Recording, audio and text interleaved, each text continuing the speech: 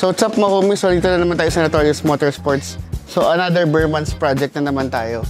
So itong kotse, galing pa sa Alitagtag, Batangas. So ano ba yung pinagawa ni boss? Nilagyan natin siya ng dual muffler na HKS. So ito, City na RS to, 2025.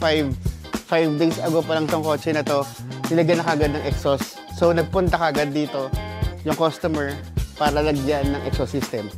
So nilagyan natin siya ng dual muffler HKS. Ayan, makikita nyo.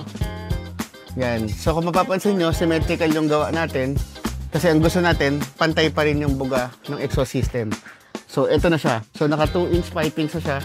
Tapos may resonator. Tapos ayan, flexible pipe. Tapos nagtanggal na rin tayo ng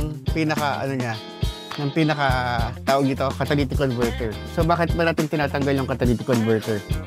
Siyempre, para bumilis yung kotse. Pangalawa, para magkaroon ng tunog. Pangatlo, para magkaroon ng hatak. At pang-apat, para mas konti yung apak natin, mas mabilis siya. So ibig sabihin, nababawasan yung delay. So ngayon, pakinggan na natin kung may tunog niya.